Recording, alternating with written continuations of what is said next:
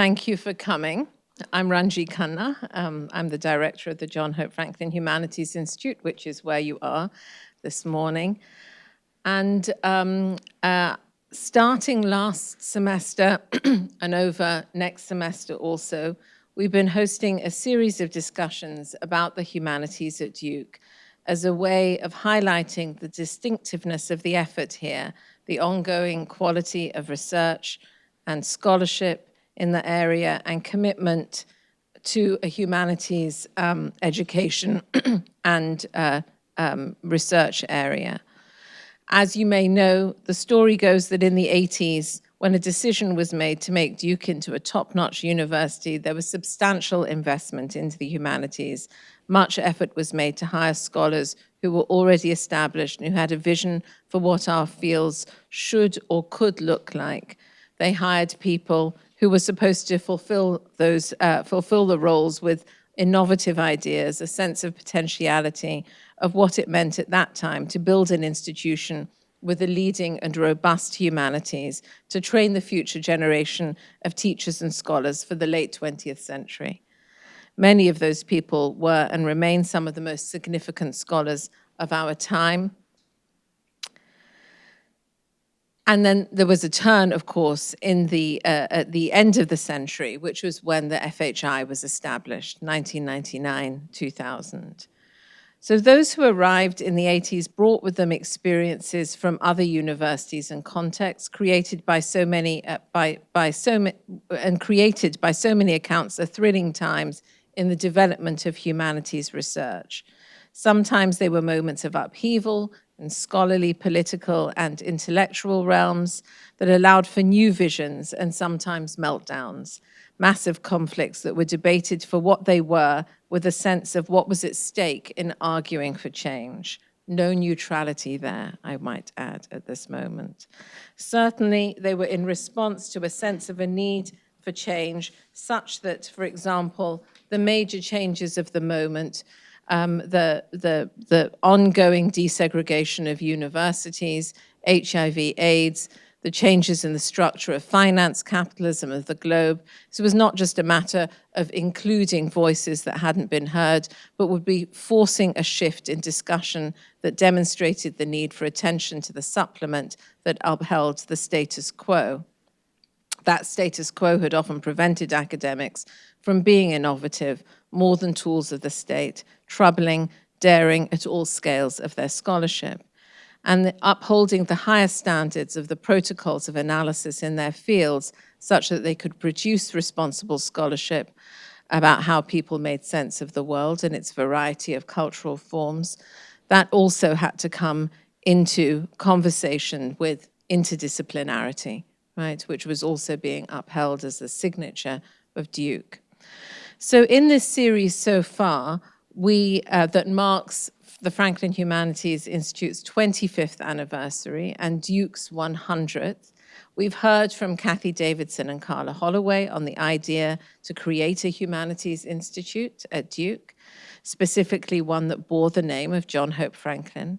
We've also heard from Gregson Davis, who reflected on his career in the classics and comparative literature and what he brought to Duke through a consideration of the structures of colonial education in Antigua that cemented both a love and care for works that were shaping traditions and radically questioning them in the particular moments of change he participated in at Berkeley in the 60s, Stanford at the height of the culture wars, Cornell during and after the theory wars and the beginnings of the ethical turn.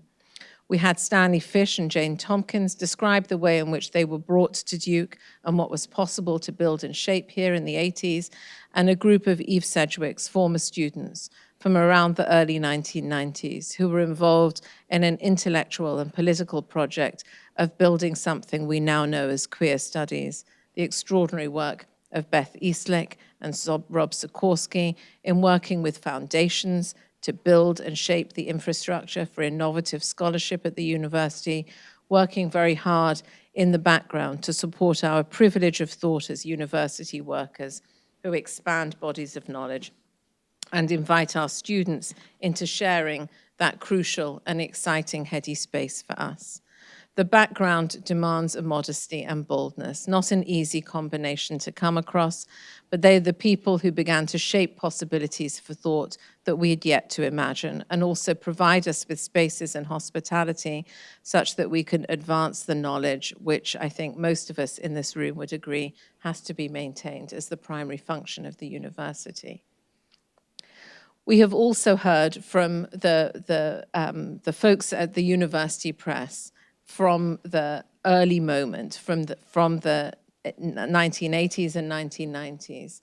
Steve Cohen, Ken Wissaker, Reynolds Smith, they were all here last week to talk about the ways in which they were interacting with the Duke faculty to try to create, and also working on the administration to try to work in a way that would actually make the humanities, what was happening in the humanities at Duke and beyond, visible elsewhere in the world, and shaping the way in which the humanities was conceived here and elsewhere in the world.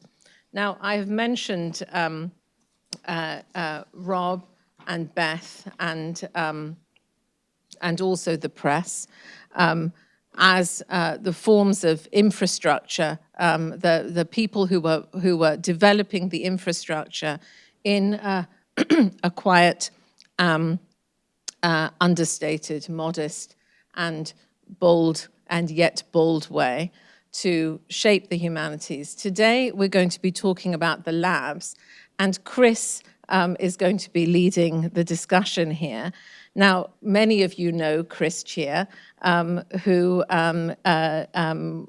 received her BA from Stanford with distinction in 1994, and then her PhD in English from 2004. She's not used to being in the spotlight, so let me, don't want to embarrass you too much. However, I'm sorry. I will say that I'm older than her, so maybe that helps. Okay. Maybe that helps. But has been, after working for some time in the Duke Center for Multicultural Affairs, has been with the FHI since 2006, right? So it's been really, really fundamental to shaping the discourse, the imagination, and also shaping the ways in which we understand the infrastructure of the humanities at Duke. I mean, I think that most of us would say it is impossible to actually imagine the FHI, and therefore, I would say, the humanities at Duke without thinking about Chris and all the work that she has done to support the humanities. I also say this in the context of the labs because, very often when we think about the conceptualization of the labs and the funding, the Mellon funding that supported the labs in the early years, we think of, not to criticize at all the fine three men who conceived of the Mellon grant, and sometimes forget actually that the implementation of most of the forms of change in the infrastructure in the humanities, but also at the university, most of the support is done by women. The staff of the university is mostly women, and it's just worth pointing out because that sense of modesty that comes with supporting the infrastructure is one, to speak to the idea of a lab that we currently have going on, sometimes, often, frequently leaves out the question of care that is in place, and that notion of care of the infrastructure is has always been, of course, feminized, but continues to be, and in ways that we should think about carefully, and indeed are thinking about carefully through one of the labs at the moment. So with that, I would like to say thank you to Chris for all the work that she has done over the years, and also the way in which I'm sure Deborah would agree here. She has also supported the directors and actually, taught us what it is we're supposed to be doing in many ways. So, so with that, I'm going to hand over to you, Chris, and we're going to have the discussion of the labs. Thank you. Well, thanks so much, Ranji, for that. I don't know if I can go on now. Okay, so I will just say, I'm just really thrilled to be having this conversation. As some of you know, that the FHI belongs to the Consortium of Humanities Centers and Institutes and used to be the host of CHCI. And as part of that network, we, like me, Deborah, and Ranji, others, have often been sort of kind of drawn into conversations to advise and sort of explain to people what the humanities lab model is. And certainly we've had visitors who come. I think there was the most recent one I remember here, like Notre Dame, like their board of visitors came and wanted to hear about what we did here. So that's, we often have those conversations with folks outside the university, but actually I don't really think we've had one, at least in a public way, not had one in a public way with Duke folks. So I'm just really excited to be doing that, and also just to be doing that with this stellar group of lab leaders, practitioners, and theoreticians. So I think we'll have a really interesting conversation here. So just briefly, the structure, we'll each kind of have some reflections to share, and then we'll have a conversation maybe more amongst ourselves first, and then opening to everyone. I made a sort of special effort to invite former lab directors who are listed on the handout here.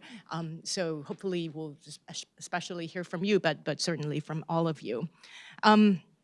And so I will, I'll go ahead and just do extremely brief introductions of our speakers here, and just kind of basically kind of like FHI lab-centric introductions. Just because, whatever, in consideration of time. So I think first, this is gonna, I think the order that we're gonna go in. So first, Deborah Jensen, Professor of Romance Studies and, as Ranji mentioned, former director of the FHI. Among the many hats that Deborah has worn always elegantly here at the FHI, she's co-director of the first lab here, the Haiti lab, and later of the Health Humanities lab. And so she's going to tell us, well, we were actually comparing notes earlier. She's going to talk us through the origin of not only the Haiti lab, but in a sense the lab model as such, and the physical space that we're in now, more broadly. And then we're going to move to Victoria Szabo, research professor of art history, and visual studies. Vic was, I think, as I explained in the note to the former directors, I think the person who's been involved with the most labs at the FHI. And not only was she, co-director of Greater Than Games and PhD lab, and she was sort of collaborator with a number of them, and sort of like, I think with, and Deborah will tell you more about their collaboration with Haiti Lab and other things. So anyway, but Vic also has, the distinction of being like a key participant in other labs, in the warehouse, but across campus, the Wired Lab in particular. So I thought that it would be great to hear from Vic in terms of sort of the multiple origins of the lab model here at Duke. And then finally, Jenny Knust, professor of religious studies. So Jenny was until this past June co-director of the Manuscript Migration Lab, which is one of our most recently concluded labs, along with the Amazon lab. And the MML also had the distinction of, I don't know, not dubious, but a distinction of having launched in the midst of COVID. And so Jenny will speak to us a little bit both about, the specific challenges of that, but also the way in which maybe, the lab model also provided ways of navigating those situations for students and for faculty. So, but before I yield the floor, I'm just gonna maybe abuse my prerogative as moderator here to give you two different ways, like an overview of all the labs that we've administered and hosted here at the FHI, and I have a kind of roll call that I made yesterday just so you could see the range of projects and the people involved, right? I didn't even put departmental affiliations. I didn't list any of the graduate students because they're just too numerous, or even other affiliated faculty, as Vic was pointing out. So anyway, so I just wanted you to have that, but I did want to go through the kind of the great men model of how the labs came to be. And then maybe to share a kind of a little bit more impressionistic model of, sort of the labs as I've seen them as kind of a denizen of this place. So the institutional timeline first. So in 2009, there was a change of leadership at the FHI. Srinivas Aravamudan, who had been director, I think since 2003, was moving on to the Office of the Dean of Humanities. And then incoming director was Ian Balcom, who was then chair of English here and now provost at UVA. So as part of our preparation for our external review a few years ago when Deborah was director, I found this, I didn't find it, but like it was in our files, this memo that I wasn't aware of at the time. So from 2009, when Ian, as incoming director, submitted a strategic memo to Peter Lang and to Susan Roth, who were then provost and VPIS, proposing the humanities lab as a new initiative, and then with that asking for space in Smith, right? So at the time, I think in that memo he was asking for a space that's further out, like Bay 8, kind of like where the cashier is now. And so I'm just going to kind of read out this passage here. So he wrote. The concept for the humanities lab is fairly straightforward: to combine the interdisciplinary forms of research central to the university's intellectual mission with the intensive forms of collaborative knowledge production common to the sciences but rare in the humanities. Maybe that's something we could talk about later. And then a little bit further on, the purpose of humanities lab would be to create a dedicated space where faculty, graduate students, and undergraduates from across a range of disciplinary units would commit to working for a period of a year. So this was, the periodicity is important. I mean, our labs ended up being more like 2 to 3 years. But the period of a year, while pursuing a shared project, setting aside regular time for discussion, the outlining and pursuit of overlapping research trajectories, collaborative publishing or editing of work, innovative course design, etc. The conviction behind this proposal is that by experimentally reshaping the physical environment in which faculty and students in the humanities work, such a lab would dramatically enhance the innovative, paradigm-shaping research agendas pursued by interdisciplinary humanities collectives in much the fashion that laboratories in the sciences enable and intensify the ongoing pursuit of shared research projects. Again, we can maybe return to some of these kind of science versus humanities collaborative model questions. So anyway, so this was 2009. This was before Ian was even director. And I was in a relatively junior position at the time and not quite sure like when all this was actually approved. But I know that by March, April 2010 or so, while still based in the Franklin Center on Irwin Road, we were planning in earnest to launch the Haiti Lab. Deborah and I were just talking about this. This was in the immediate aftermath of the 2010 earthquake in Haiti, which was a seismic event also in the historical sense. And again, Deborah, I'm sure can tell you more about how the lab came together in the aftermath of that. So all through late spring and summer that year, 2010, Grant Samuelson, who was the associate director at the time, was telling the rest of us on staff that we would be moving to Smith by August, right? I think there had been a tour of Bay 4 at some point, and based on the state of construction then, I thought there was no way we're gonna make that date. There's no way, right? But of course I was wrong. So one should never doubt the clarity of purpose of Ian Balcom. Or in fact, or Grant's facility with a renovation project. As some of you know, Grant is now a real estate agent. So, so anyways, by fall 2010, we did indeed move to Smith with the 3 built-in lab spaces that you now see and that you're now familiar with. It just feels like it's, it always does. And the Haiti lab took the space that was to the left of us. And I remember at the lab's first open house, I think it must have been within the first or second week of school, there was a photo of, and I was just, again, telling Deborah this, there was a photo of Deborah speaking to a room full of students, and as though there were no, like, people were just standing, it seemed. Next to her was, I remember it as being an orange ladder, maybe it wasn't orange, but the ladder was still in the room because, you know, the ductwork wasn't complete. And I'm sure it was perfectly safe and code compliant that we were also in there. But anyway, so that was, you know, it's a very kind of momentous fall. So the following semester, spring 2010, you know, again, as you know, part of my research for our external review, Duke would submit the humanities writ large proposal to Mellon. And with Srinivas as PI and the FHI labs is a critical part of the initiative. There was an amazing passage in there where you're just listing 4 or 5 things that were already underway at the Haiti lab, including this artwork behind us, and it was all in just 1 semester, right?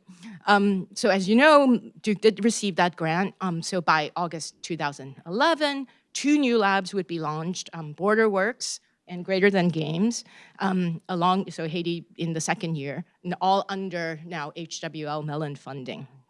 So in all, between 2011 and 2018, HWL would fund 7 FHI labs in full.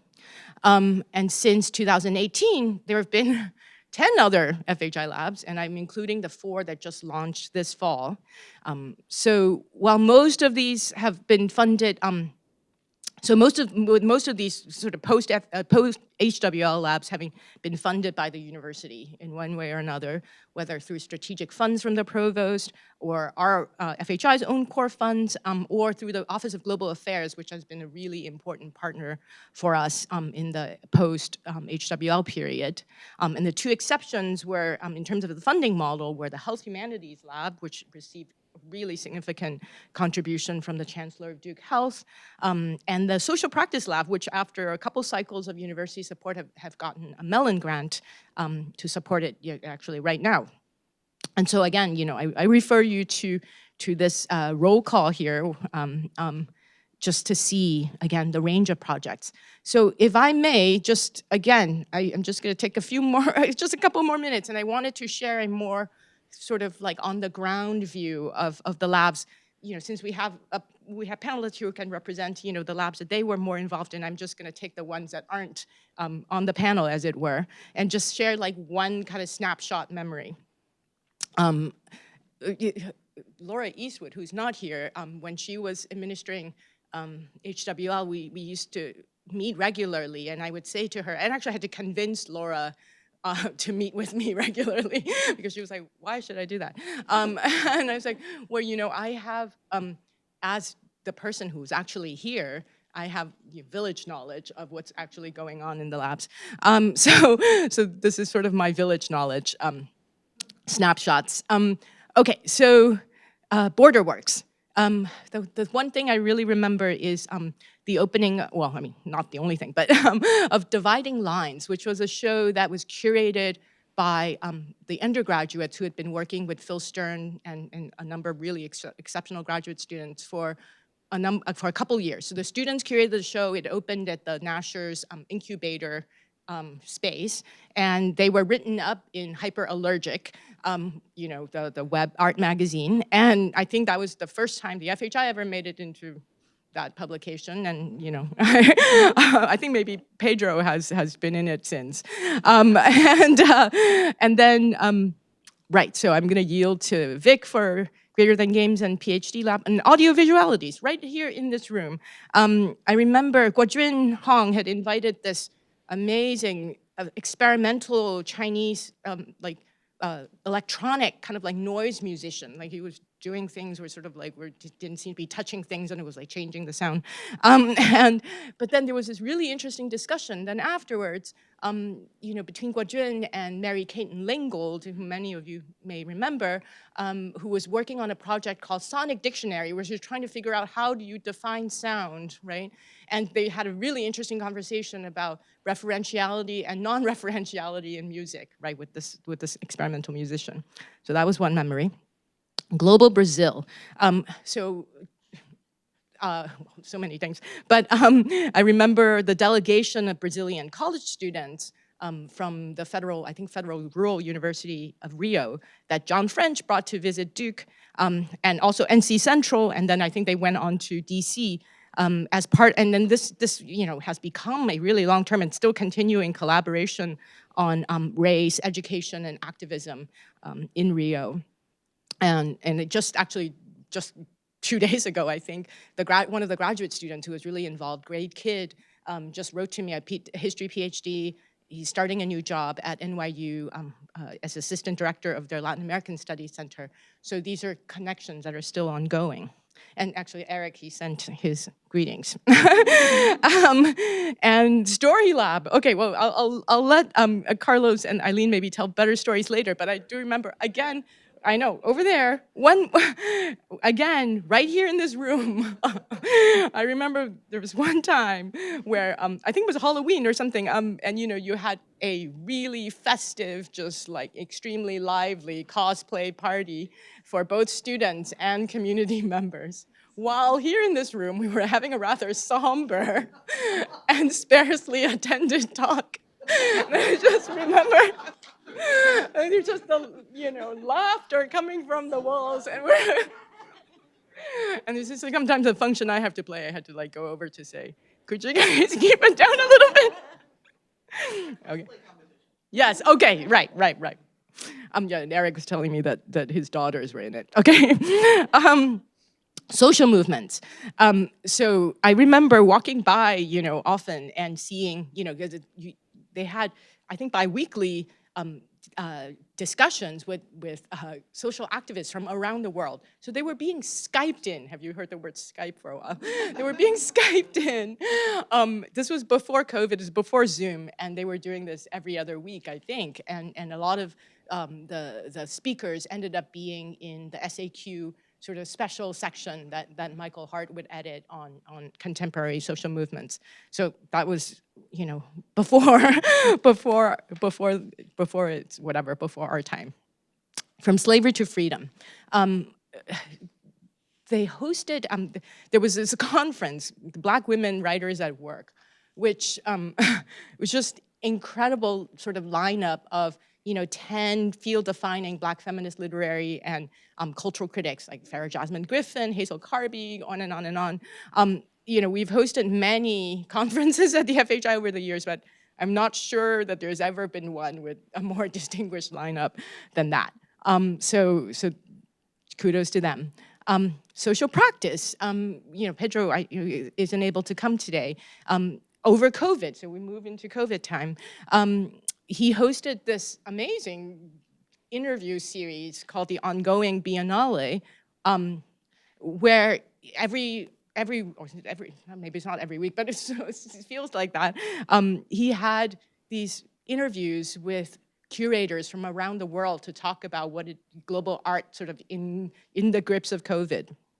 Manuscript migration, I yield to Jenny. And then Amazon Lab. So I remember dropping in on the first session of their graduate, so Amazon Lab kind of delayed its launch for a year because of COVID, right? So I think this was fall 2021 when the lab was actually starting up and we were kind of easing back from COVID. I remember dropping in to their first graduate reading group session, and I had no idea what to expect. Would there be like 3 people? Would there be like 5 people? Would it just be Gustavo? Like, I had no idea. But no, the room was packed, and the discussion was extremely lively and full of spirit, and that, you know, continued with the reading group that the lab held. And actually, they're continuing as a group called Latin American Ecological Thought, and have an event here on Monday.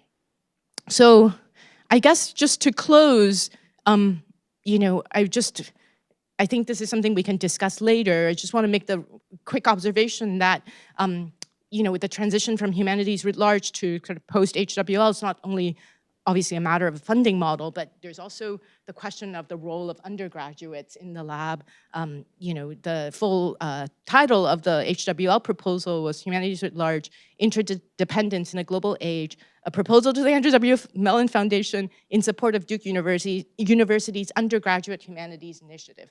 So I think post-HWL, there's been a kind of, because there's also Humanities Unbounded, which ended up funding more departmentally based and curricularly based labs.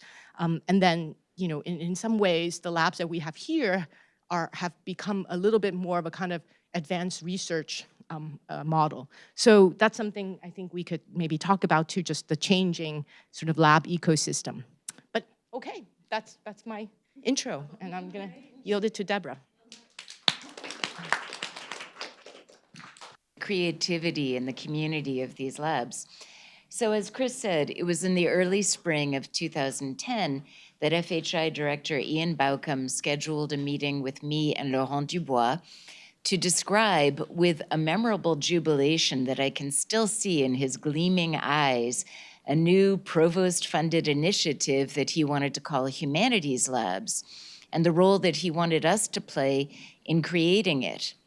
We walked the unrenovated halls of Bays 4 and 5 and Smith Warehouse, imagining through his description the construction that would bring vertically integrated communities of faculty, staff, postdocs, grad students, undergraduate students above all, and our external partners into holistic integration as innovators.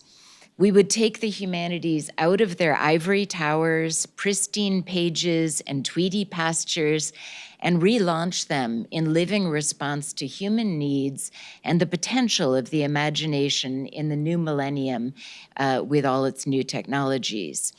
The first test case for this laboratory of humanities foment was humanitarian emergency. It would be the Haiti Lab. The earthquake that struck Haiti on January 12, 2010 was a historical mega event in the disaster genre.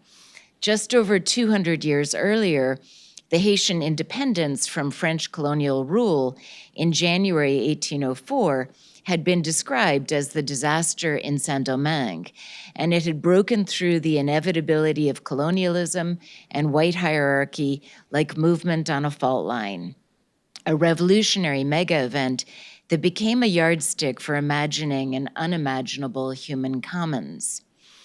What structures would we invent in our experimental utopia? The structures involved, first, discussion of the architectural design of the space. We visited my friend Rich Mooney's neurobiology lab on the role of mirror neurons in songbirds' mentoring and learning of song to understand lab design logics. We imagined our future lab as something like a Haitian la cour or courtyard neighborhood with enclosed offices where the doors would nevertheless always be open, a large middle space for events with modular furniture that could be arranged around the room or be a large seminar table, and student workstations that could be closed off or kept wide open to the activities in the center. We launched into our projects in true Combite work collective form, notably with Haitian-born artist Édouard Duval-Carrier. Édouard came as an artist for us to study, but he quickly suggested that we do something together as artists. And so I remember walking the aisles of Michael's craft store with Édouard, in the evening as we planned how this would come together. And, just buying every possible doodad and knickknack and going to Home Depot for other ingredients and for a torch, a blowtorch, which would become a problem. So, with the enthusiasm of a barn raising, faculty, their families, students at all levels, staff, and community jumped into the project that would become Haiti, History Embedded in Amber, with its story blocks. So this project eventually involved an OSHA inspection that brought home just how much we were entering a laboratory of unknown humanities.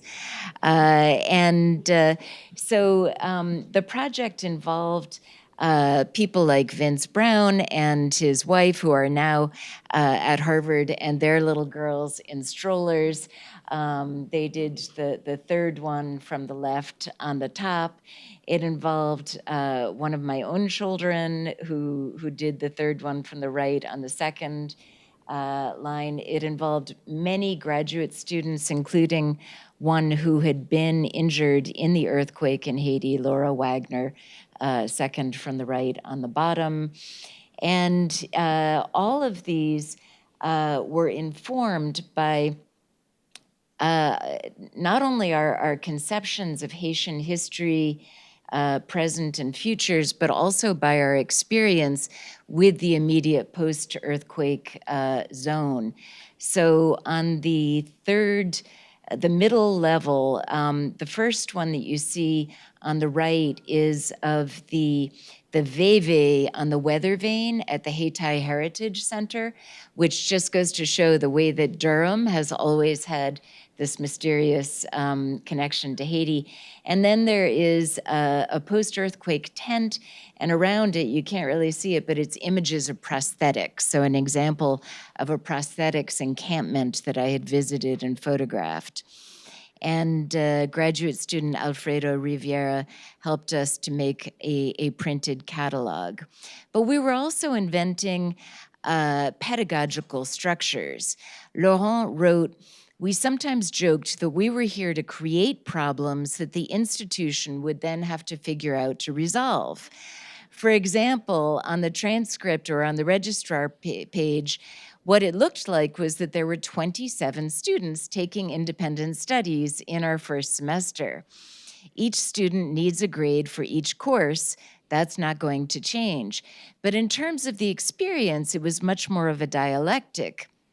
And the solution that we found in the subsequent semester was tutorial classes that would be collective. I think I was still teaching like 4 tutorial collectives in the second semester because the students were pouring in at that point.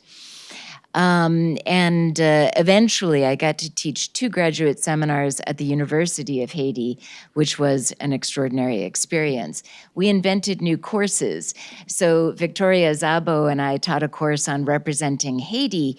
And as we were teaching the literature of Edwige Danticat and, all kinds of different media representations, cholera broke out in Haiti. And Haiti became represented as a place that had had cholera and that now had cholera again. And I was just like, I've never heard of there being cholera in Haiti. And we switched and began working with the students on pouring through 19th century newspaper archives for representations of cholera moving around the Caribbean. And Victoria did a digital map with a student of these records. And we found not only no evidence that there had ever been cholera in Haiti, but many attestations of the oddness that there had never been cholera in Haiti. And we all became epidemiologists. We were published in the CDC's Journal of Emerging Infectious Diseases. And here's the really funny thing. The person that I was working with for that was Eric Mintz.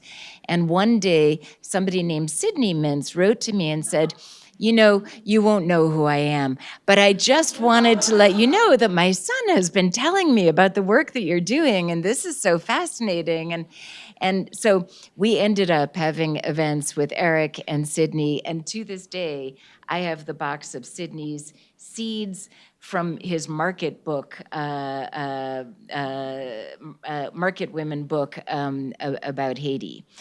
So in addition to tutorials, I know I'm running out of time, on topics like the study and translation of Haitian legal history on gender and sexual rights to help our law school colleagues, Larry Helfer and Guy Uriel-Charles, engage in collaborative rewriting with the Haitian Ministry of the Rights and Condition of Women of gender and sexuality-related parts of Haiti's legal codes.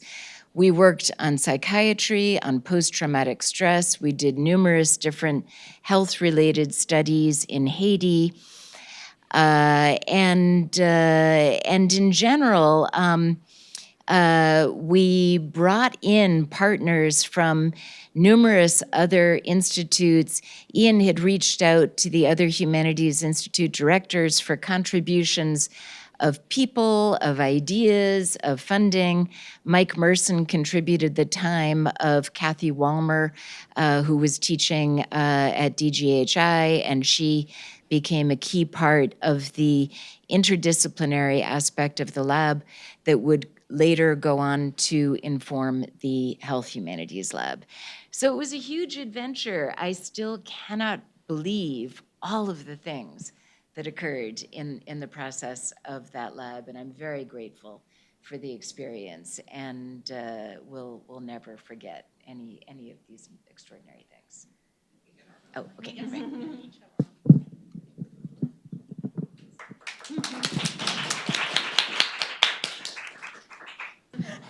So as I was trying to think about what to say about all of this, I did what one does and went back through the timelines and looked at all of the origin story histories that have been written.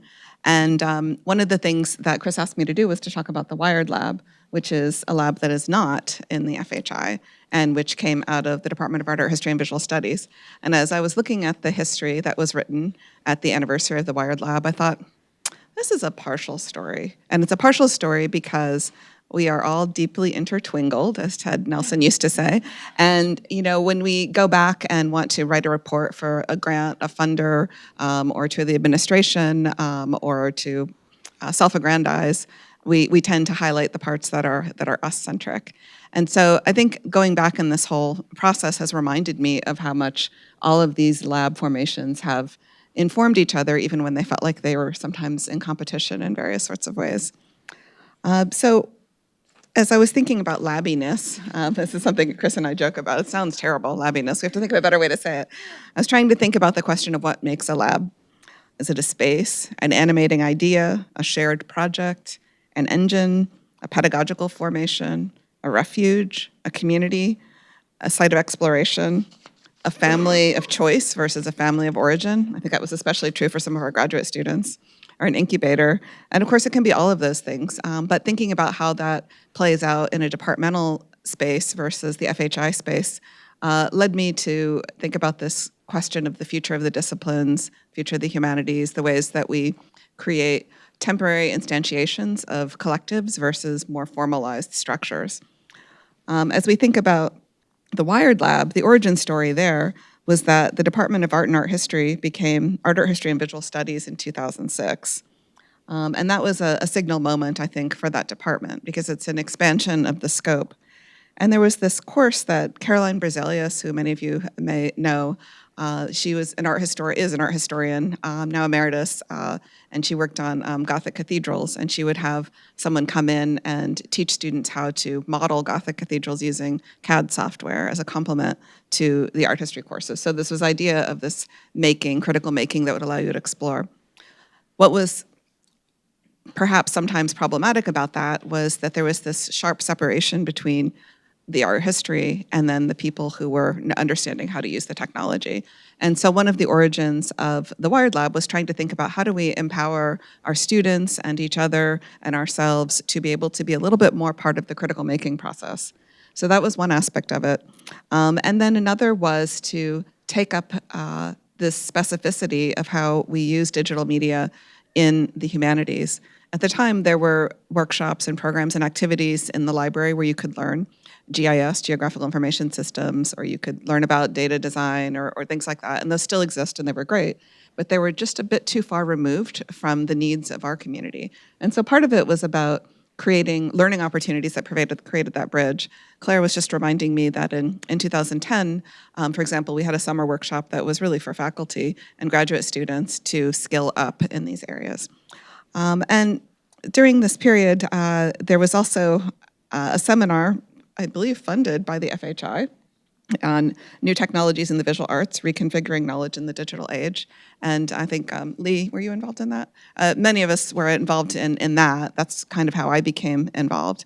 And that was a way of meeting on a regular basis in a labby sort of way and talking about what could be created. So we also had our Smith Warehouse moments when my department, Art History and Visual Studies, is down in Bays 9 to 12. And so just as you were walking around looking at the unconstructed spaces, Hans van Miegret, who I'll get back to, and I and a few others walked around and put blue tape on the floors in Bay 11 as we were colonizing that end of the spectrum. So the sort of the two ends of the warehouse were both being built up at the same time and informing each other. The Wired Lab really was and still remains more of a pedagogical space in some ways than perhaps some of the other labs. I think it has a dedicated space that is a classroom. One of the things we're able to do to ensure its longevity was to have a room that has a seminar table in the center and computers around the periphery with projection. And at the time, that felt like this is an innovative infrastructure that results in creating a hybrid kind of space. And that has allowed it to exist across now. We have a new director, Paul Jascott, who came in I wrote this down, 2017. And so the innards of it have changed a bit, but what does remain over all these years is the weekly meetings, the gatherings to talk about and share ideas mixed in with specific projects. Some of the projects that the lab has supported include things like the Venice Now Visualizing Cities initiative, which was taking place every summer in Venice. And most recently, we've been working with the library on a project on the centennial called A Worthy Place in Durham. So there's been this ongoing effort to have a project that brings us together as a group, but then also courses and activities. So the other half of the origin story, and I won't go on for too long, is about VSI, so the Visual Studies Initiative. So as all this lovely Mellon money was flowing around the campus, there was also Mellon money towards putting visual studies across the curriculum, and that resulted in hiring a number of people: Kate Hales, Mark Hansen, Maurizio Forte, somebody else who I'm sure I'll remember later. And they also, Bill Seaman, thank you. And Bill Seaman and Tim Lenoir had already been here in the history of science. He brought a strong games orientation. And so this became the nucleus of a couple of things. So one side was the Smith Warehouse Bay 11 VSI area, but we also created the Greater Than Games Lab during that period. So several of us were interested in games in a broader sense. So virtual realities, fictional worlds and games is the current way we're framing it. But that lab that we held here for a couple of years, and we had courses and a focus cluster and workshops and activities, also became the conversation space where we really developed what became the Computational Media Arts and Cultures PhD. So it was that group of faculty working together that allowed us to really create the structure for the program that we developed there. So I think one of the outcomes of labs for us has been very much curricular. In addition to the PhD, there's now an MA in Digital Art History / Computational Media. You see already the tension in there. And there's an undergraduate program in our department also called Computational Media between Computer Science and Visual Media Studies, and that was also a way of carrying forward some of the experimental courses and projects and activities that we did. So for us, I think that the lab as incubator has been a really important component. And as we look ahead, it's been interesting because for me, part of the reason I was involved in all these labs early on was I felt like I was like, let me bring the digital. And of course, the digital has now been suffused so many of the things that we do that the idea of digital as a general term is almost meaningless, but it's digital in its various inflections that we're undertaking now.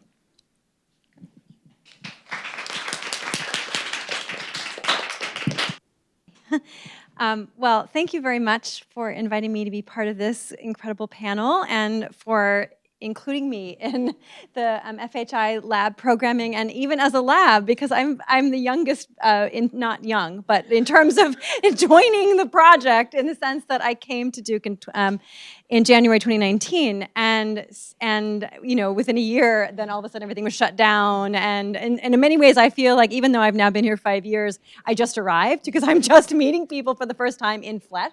I'm like, oh, that's what you look like. Who knew? And so Chris had asked me to reflect a little bit on that experience, first of the origin of our lab as well, and then like persevering during COVID and deciding to start during COVID actually, and then what that meant to us and what that has meant. So the Manuscript Migration Lab, and you're getting sort of my experience of it, came out of a conversation that William Johnson and Andy Armacost and I were having in response to a growing realization around among manuscript scholars about the real crisis of ignorance around our manuscripts, and how they came to be where they are. I myself was trained at Columbia University. I don't know if I want to reveal how old I am, but I was never taught to think about where the manuscripts I studied came from, right? I was only taught to think about what the text that was in them and what they might indicate about the late ancient history I was supposed to be describing. And it didn't occur to me personally to question that until, maybe you've all heard of this, there's a museum in Washington, D.C. called the Museum of the Bible. And that museum was founded by the Green family, who you may know are the people who own the Hobby Lobby stores. And it's a private museum. And in the course of the early 2000s, the Green family collected over 10,000 biblically related artifacts and manuscripts. And there aren't 10,000 biblically related artifacts and manuscripts floating around, right? Like, you have to get them from somewhere.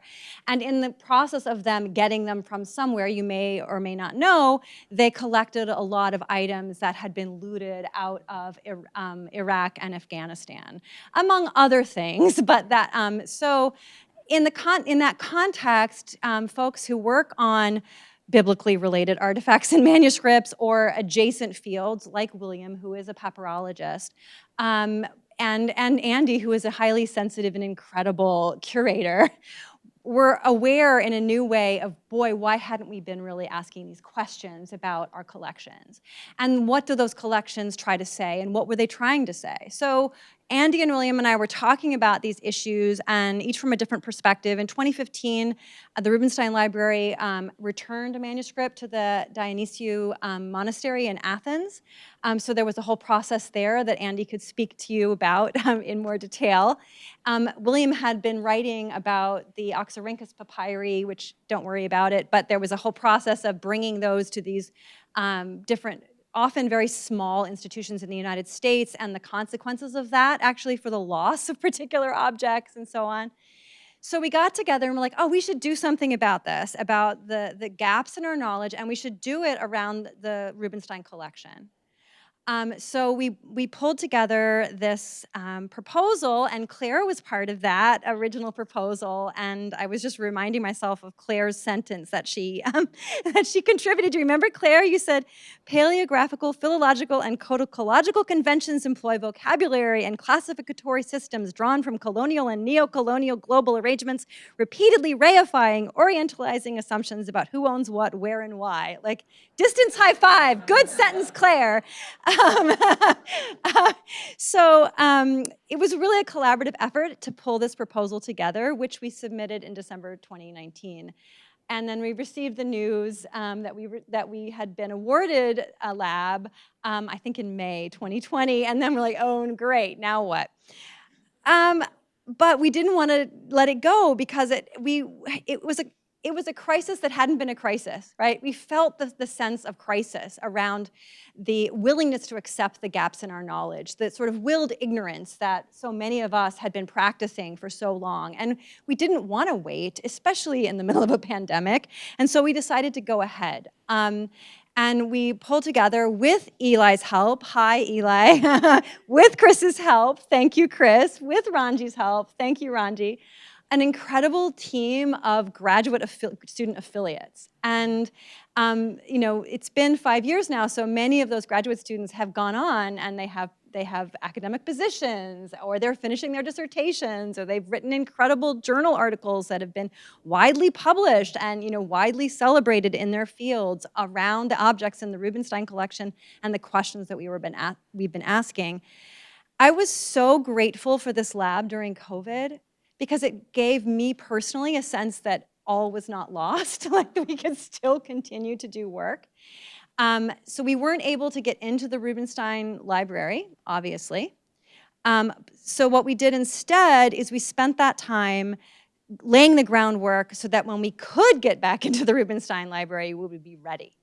So we developed a best practices document that would help us when we discovered things that might be uncomfortable around the collections in the Rubenstein Library, so that we wouldn't overspeak. I don't know, but I'll say for myself, I have a tendency to exaggerate. Yeah, hyperbole is my friend. And so I can say things that are a bit incautious around things. Like I might say, oh, the looted object in the blah, blah, blah. But I don't really have the evidence to say that. And so it's important when we're talking about items in the Rubenstein collection to be really sensitive around the people who donated those items, around the implications of the kinds of claims we're making, and to be very clear that we have actual evidence for the claims that we're making. Good reminder to me personally. Andy and William are much better at this. And also, I think for our graduate students, it gave us a chance to be sure that, on the one hand, to Duke's credit and to the Rubenstein Library's credit, there's a tremendous commitment to transparency and democratic access to that collection in a way that other universities, particularly private universities, don't have that commitment. So that's a great credit to Naomi Nelson and Deborah Jacobs, who was the director at the time, and Andy, that they're so open to find what you can find, but be careful, right? And be careful and don't exaggerate, Knust, please. And thank you. And we developed that best practices statement. We also developed something like a way of understanding metadata. So Vic, I wish you'd been in our lab, because this is, again, an area that was not an area of expertise for me. And thanks Eli, thanks Chris, thanks to Will Shaw, thanks to Liz Milowitz, we were able to develop a sort of metadata sheet that would help us keep track of all of these manuscripts as our graduate students were working on them, and share information with others. So we learned about the Dublin Core. Some people knew, I didn't. And so that kind of nitty-gritty work. And then the other thing we got to do was invite scholars from all over the world to present to us digitally, right? So we all of a sudden all learned how to do Zoom. And so we had Felwine Sarr, who's of course now our colleague, and we also had Astrid Swenson, and we also had Hegnar Wattenpog, and Andras Radel, and others come and offer virtual lectures. At the very same time, we had all of our graduate students doing their work as best they could digitally, and then presenting them to us by that end of that first year already. And I'll never forget how much they were able to do digitally. Like, they were able to discover a lot about the manuscripts that they were investigating, and really dig into that. And they've all told me, those graduate students who were involved in that era, that it was the one thing that kept them going during COVID, because they felt like they were part of a team. Even though we couldn't meet in person, we were part of a project that we all deeply believed in, that we could continue to work on, and we would check in with each other bi-weekly to see how it was going. So that was also an incredible benefit of that lab in the context of COVID. So our lab, as Chris mentioned, it wound down in June. It's been transformative, I think, to everyone involved, from the faculty, through the graduate students, through the undergraduate students. We didn't have a lot of undergraduate involvement, in part because of COVID, I think, but also in part because the material that we're dealing with is highly technical, and it requires a pretty high bar of knowledge of different languages that a lot of our undergraduates don't really have. But we did have some undergraduate involvement. We had undergraduate research assistants. We had an undergraduate coordinator every year, and so we had undergraduate participation in our programming, which was great. I am so happy that for myself personally, and I think for the institution, that this lab has put Duke, I think, at the forefront of thinking about how to do responsible scholarship and ethical curation around rare books and manuscripts. Among the list of questions that Chris had sent me was, what models did we have? And I don't think there were any models. Like, I think we made it up. And I have to give Andy Armacross credit for this, because he's the one who invented the term manuscript migration. And I'm super annoyed because there's a institution in Europe that has now stolen this name, and they get their European Research Council things, so they get like billions of dollars for things over there. And now they're all of a sudden doing manuscript migration. I'm like, that is so Andy Armacross term. Like, how dare you? So anyway, all of this is to say is that I think we were the first. And so yay us, and thanks to Duke, for actually being willing and open to create problems for the institution that the institution's going to have to solve. Because, we have uncovered a lot of information. There's still a lot of things that have not been uncovered. William Johnson has now is prepared with his colleague Nick Wagner and others, and Michael Freeman, who was a doctoral student, is now a professor in Texas, to release all kinds of information about the provenance of our papyrological collection. I don't know if you knew this, but Duke has one of the most important papyrological collections in the world, really, but certainly in this country. And that information has now been collected.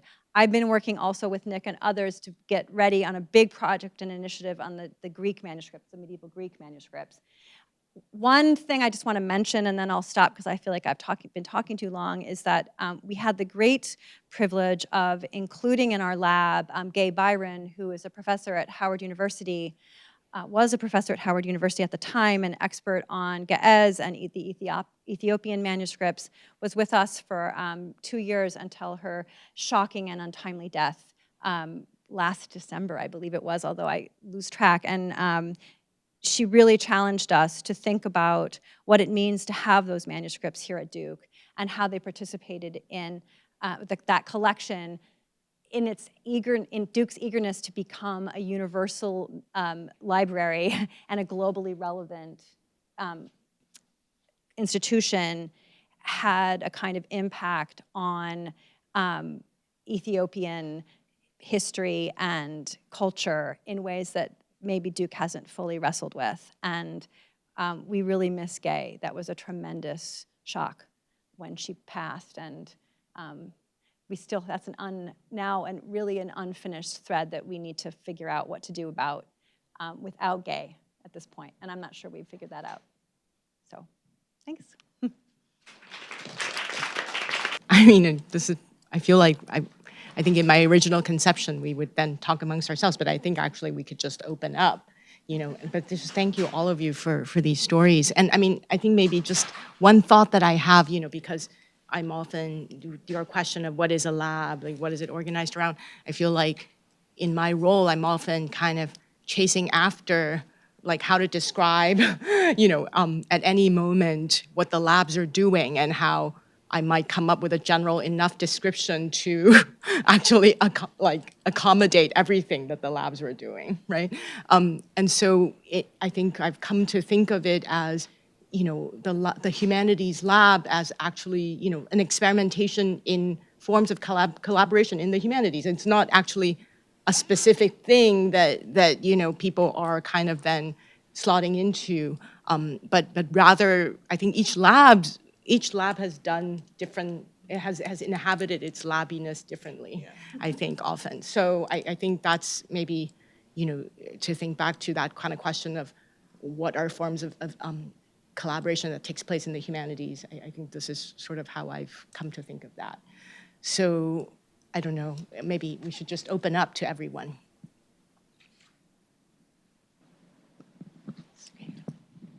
Yeah, this is on, right?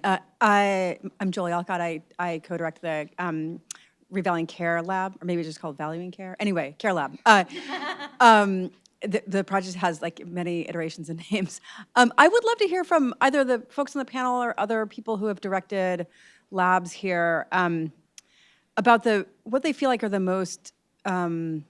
the best ways to collaborate, or how to, like, if you have recollections or thoughts about I think we all realize that collaboration requires more than just overlapping interests and objectives. I think that all of you have described ways that you've built a kind of intellectual infrastructure that allowed for really particularly fruitful collaborations, and I would just love to hear you all elaborate more on that. Yeah. I mean, I think that one thing that I would say is that we were initially very intent on finding collaborators across disciplines, so representing the vast arc of the Institute, so not just within the humanities. And yet, when I look back over time, it's quite stunning, the genealogy of intra-humanities collaborations that had legs for years. For example, Mary Kate and Lingold's Sonic Dictionary, which lab did that come out of? Okay, and that then became related, we did, at any rate, we almost all collaborated with that.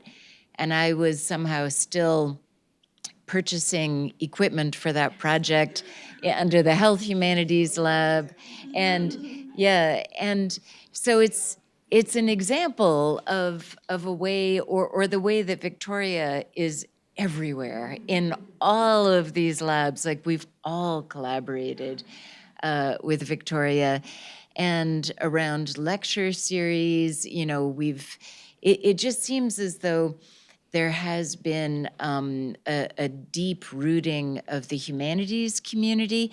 I was just at one of your amazing events last week in the space that was originally the Haiti Lab, and was thinking, wow, this is once again just blowing my mind, this totally new material. So, yeah. Talking and what you just said too reminds me that we often have these free-floating projects that are bigger than any one formation. I've mentioned games a few times. There's been so many different iterations of a game lab, but it's a concept that we can get behind, and then we look for a way to focus our attention for these limited duration experiences like a lab or a Basque Connections project or something else. And so I feel like that, knowing that we already have a larger concept in mind that then gets iterated, allows us to collaborate more effectively than if we just have to come up with something completely new and novel that may or may not actually yield something. I think that's very useful too. Let's have a discussion about this thing that nobody knows about and see if we can make something. But there's also something really valuable about having free-floating, ongoing, inchoate forms that take some substance and specificity within the context of a temporary structure. In the Haiti Lab, we let the students propose what they wanted to work on. And that was why initially there was this massive array of independent studies, and then these clusters through the tutorials. But it did seem really important. When we simply invented courses, sometimes it wasn't on the nose of what the students wanted to do. The students really were guided by their own urgent interests, and following those was something that we could do in the humanities labs that we really couldn't do elsewhere. And we worked on that from a linguistic point of view also. The students were often studying French. We brought in, we had a series of ways that the Creole program was developed. First, a very sort of inept course that I taught, then a course that the dancer Gaspard Lewis taught, and then Jacques Pierre invented a whole range of Creole courses that remain to this day completely embedded in Romance studies. And our students were studying these languages, they were traveling in different areas. They were really becoming humanists very deeply through the acquisition of this toolkit, even when they were working on things that looked more pre-health, or, so being able to follow their interests was pretty key. Too, I think with the graduate affiliates, they really did pick their own projects, and they were very diverse, and they were able to produce amazing results because they were passionately interested in what they were working on. I think on the lab side, it was really helpful for us to meet biweekly with them and to have them present their ongoing work. And they felt like they were part of a shared conversation, and they would give each other advice, like, oh, have you checked this? Oh, have you checked that? And then also, I think that the opportunity to present their work, we had a sort of culminating exhibition called Manuscripts on the Move in the Mary Duke Biddle Room. And the graduate students curated that exhibition. And they felt incredibly proud of what they had been able to learn over the 3.5, 4 years that they had been involved. So the biweekly meeting and letting them do whatever the heck they wanted, those were the keys, I think. Yeah, and just want to echo the exhibition format. It's really useful for people being able to take ownership over an area, but in a complementary kind of way. And then to share it with the wider public, because it is hard when you have a bunch of people who all want to be, the PI of their own personal creation. How do you then all work together to create something? And this is a conversation that comes up a lot in cross-disciplinary collaboration too. This has to be valid in the currency of my program, my department, my CV, not just yours. I can't just be in the service of you. And so how do we find a way to have everyone able to be, oh, now I'm going to sound like somebody on TikTok, but be the protagonist of their own story.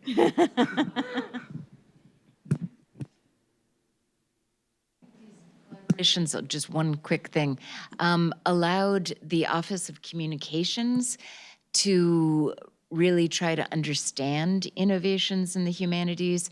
And one of the first ways that came up in the Haiti lab was that we had a graduate student who had found a really interesting version of the Haitian Declaration of Independence in London, and we went and talked with the communications office. They developed a whole strategy. Julia Gaffield's, Haitian Declaration of Independence story became this massive internationally covered story. She became really a celebrity among graduate students. And although I can't think of another example like that, it does just go to show that a humanities lab is a showcase of collaborations, whereas usually our collaborations go under the radar of the university.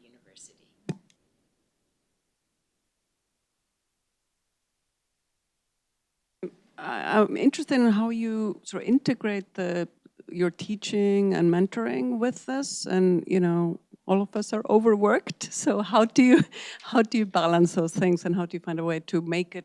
It sounds so wonderful, but yeah. I wonder if I could speak a little to the teaching part. Yeah. So hi, I'm Eileen, and one of the Story Lab. Our whole group is here, Claire, Carlos, and me. And I was thinking that maybe our lab and maybe Chris, that I don't know if that was like a little bit of a diss, but yes, we were very loud. We were always very loud. But I would say that we really prioritize undergraduate participation. So probably in the history of the labs, except for Haiti lab, probably we were the one with the most always undergraduates churning in and out. And that was kind of the meaning of our lab. In fact, if you still have our old merch, you'll remember our motto was "No story is told alone," and on our t-shirts.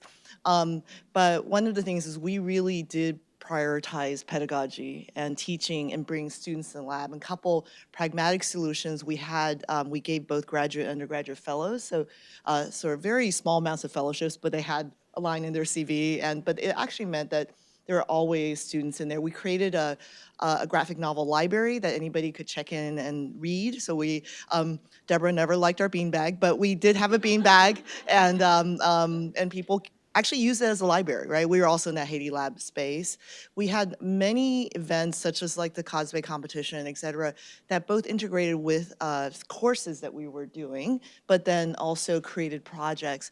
I will say, and actually maybe back to Julie's question, one of the things that I feel like we were most proud of is that we were a real hub, not just for faculty and students, but a lot of staff actually joined our group. So a lot of folks, because a lot of people want to be writers in their off hours, and we had evening writing times that Claire led, and some of the people who were part of our collaborative now have published trilogies, right? Robin Kirk, of course, but also Tracy Dion Walker, who was then a research assistant, a master's student for Nagar, but then she is now a best-selling YA author, right? Legendborn, the series that's going to be a TV series too. But so there were people who were, and we had someone who was working in now Wall Center, was a custodian and who also joined as a writer. And so so there was a lot of that kind of movement. But your question is, how do you balance that? I would say that a lot of things that we developed in the lab, at least for me personally, became curricular. So they actually help curricular developments. And to Victoria's point about how things flow from one thing to another. So when we were working on Second Life and games and whatnot, I just launched, I designed a multiplayer game, the Chinatown game that I'm starting again today. But that grew out of a FHI initiative a decade ago, right? That, playing it with colleagues led to writing my own game that is still part of my curriculum. So that's an example of how, in some ways, lab collaborations then led to teaching, projects. And I really appreciated that. And it didn't even come from my lab, right? It was just from something like that. And I feel like I do have to share one thing, which is how much I appreciate Srinivasa's support, because it was a little lowbrow. I think some people in the committee were like, Story Lab sounded a little silly. But I said it doesn't sound as silly as when a conversation at the FHI talk, and afterwards, Chris and I excitedly started talking about Fan Lab, right? Studying fandom. And I wanted to propose a lab called Fan Lab, because then we could call it Flab. I was dissuaded by my smarter colleagues. I think. Yeah, and just also to an earlier question, I think some of these things, and to what Victoria was saying, have a very long collaborative life, so that we were working on the digital worlds. What did we call it? What was it? Virtual Worlds Working Group. So things like that. And also we had connections over Story. And so things kind of came together. But there were focus clusters that we taught. So there were kind of seeds of things that would become a lab, but also those collaborations that started early, deepened, and then when the moment was right, it's like, okay, we're ready.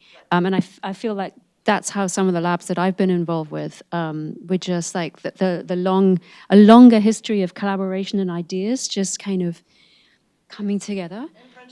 And friendships. And they continue. Yeah. I can sort of join as a third Story Lab director, just very quickly to ask this question. I think one of the advantages of the labs is that it allows the FHI director to outsource some of the programming, so you have a broader range of programming than the director individually could do. But I remember that Deborah kept dropping by our lab and encouraging us to do the same thing, right? She was saying, you guys don't need to, we were very hands-on and we tried to be directly involved in everything, but she was saying, well, you can outsource some of your own programming, right? You can encourage particularly grad students or even students to take the lead, and then you give them funding and you help to direct them, but you let them sort of lead the initiatives, which I think is also kind of an effective way of lightening the workload on the lab directors. And I also wanted to say one other thing, if I could. So I'm the founding, co-director of the Humanities Center at DKU since 2018. And we've been doing humanities labs, taking inspiration from FHI from the very beginning. It's been fabulous. I mean, it's the cornerstone of our center. And I would say that our lab directors are much more effective than the three of us were in doing that kind of outsourcing to letting students help to run their activities, initiatives, and everything. But yeah, no. So it's sort of we're taking inspiration. We're spreading the seeds around the world. Right. There's a lot of modeling. Sorry. I just wanted to add something to what Claire mentioned about the historical process, since that's what we're celebrating in some ways. But one of I was here when Griffiths came as provost, and Philip Griffiths was the provost who introduced the humanities as the kind of major motor behind creating internationally distinguished institution. And one of the things he did immediately upon arrival was provide money for interdisciplinary reading groups, of which I participated from the beginning. And then at the Humanities Institute, there were also a series of, not reading groups, but groups that were promoted as a kind of interdisciplinary place to discuss things. I ran one on recycle, but that was all pre-lab. But it was a necessary foundation for this kind of collaborative thinking that has been in place now in Duke for decades. And that's really, I think, what distinguishes our university from most institutions now that are using interdisciplinarity as a catchword, but don't have the funding in place, don't have the ability to teach courses across disciplines with no red tape and everything else that has come from that kind of length of service. So. Thing to this conversation about just how transformative the labs are. I was just listening to all of these wonderful statements by those of you, some of you who've been around a little bit longer than me, and just thinking about, reflecting on the ways that the Manuscript Migration Lab has already transformed all of us in ways that I think we're just beginning to learn.